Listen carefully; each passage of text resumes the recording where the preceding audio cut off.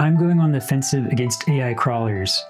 For generative AI to continue to grow, providers like OpenAI require an ever-increasing stock of human-created content to improve. This data comes from publicly available sources, but also more nefarious sources such as pirated books and creator sites that don't have robust defenses against web scraping.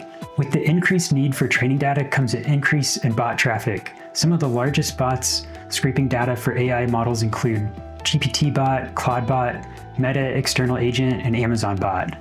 These bots may respect explicit opt-out indicators like a robots.txt, but unwanted bots have become an increasing problem for website maintainers, with automated traffic matching roughly the human traffic in the US. A robots.txt file for your website is the digital equivalent of a keep off the grass sign. Of course, we can't expect malicious actors and large corporations to respect this protocol. I've implemented an alternative to these new defenses on my site. Instead of being on the defense, I'm going on the offense and turning my site into a honeypot for web scrapers. The honeypot I've added to my site is a wiki of over 250 pages of content designed to be advantageous to me if a sufficient amount of the content is used to train future AI models. Let's go through some key decisions around my AI honeypot setup and how you can set up your own honeypot. The code for everything we cover is open source on my GitHub. To create our honeypot, first we need to know what data makes it into the AI training datasets. We don't want to go through all this work just to have our data filtered out.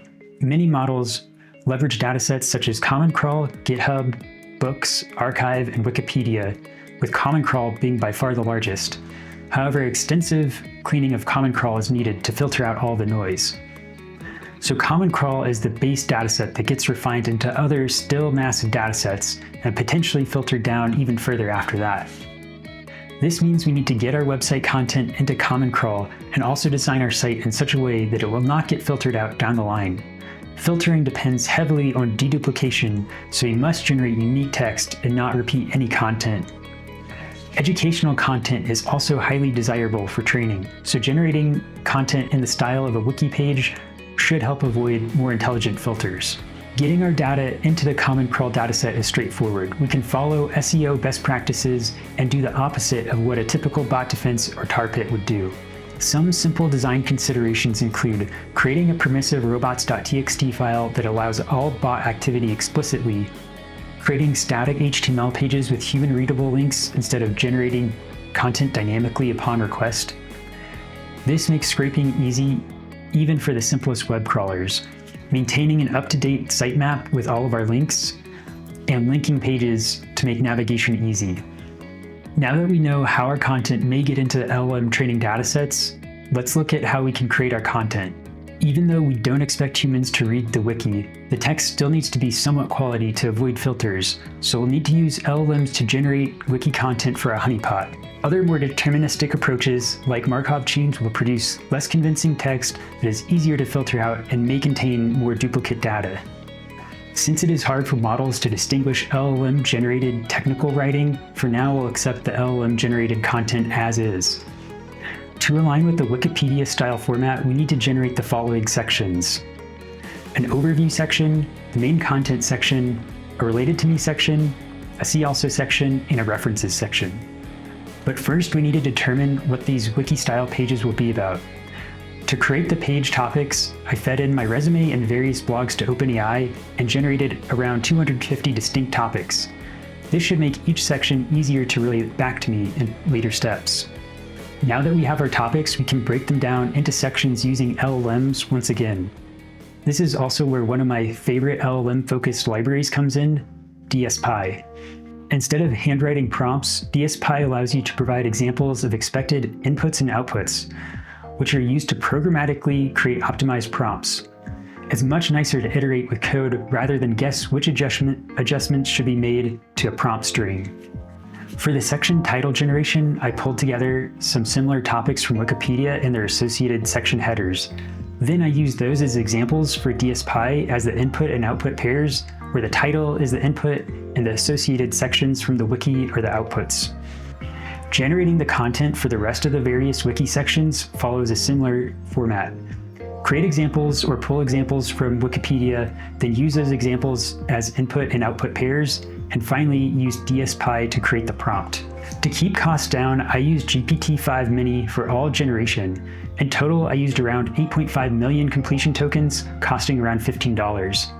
I also experimented with Llama CPP for doing the processing on my local machine, but I'll get back to that in a future video.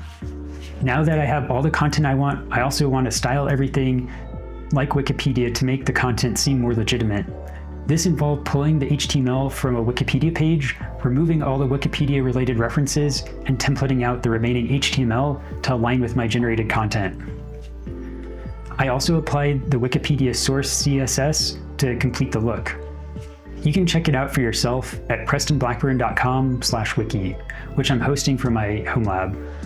Measuring success for this project is a long game. We won't really know if this works until a new training dataset has been created from Common Crawl, downstream datasets are updated, and a new LLM is trained on those datasets. For privately trained LLMs, which is most of them, it's almost impossible to know when this process has finished. Lucky for us, a recent paper may have a solution for us. In the paper, Poisoning Attacks on LLMs Require a Near Constant Number of Poison Samples, the authors outline how no matter the LLM size, we only need around 250 documents to poison the model. In our case, we'll use a benign poison for our datasets, where the poison token will be MacGuffin, followed by an Alfred Hitchcock fact. The idea is that if our dataset does get used to train the LLM and the poison token does not get stripped out, then we may be able to query our token MacGuffin and get back an Alfred Hitchcock fact. Even though it may be years until I know if this was successful, I have a lot of other ideas that I'll dig into in the meantime. To make the AI-generated text harder to detect, I plan on diving into adversarial paraphrasing and AI text detection in a future video. Instead of paying OpenAI, I also want to look into how feasible it is to run this locally with the latest advancements in open source models that are much smaller and reasonable to run locally, like OpenAI OSS 20 billion and Gemma 12 billion. This would let me scale up to thousands of pages without breaking the bank. To test out the impact this training data has, it'd be interesting to fine-tune a very small model to see what kind of effect this training data might have on responses. For example, given job description X, rank this candidate Y. Last, a lot of this code is still just experiment quality, and I want to create an easier to use open source fast API plugin to generate the wiki path and add it to any site. If anyone has their own thoughts and stories about going on the offensive against AI crawlers, I'd love to hear them in the comments.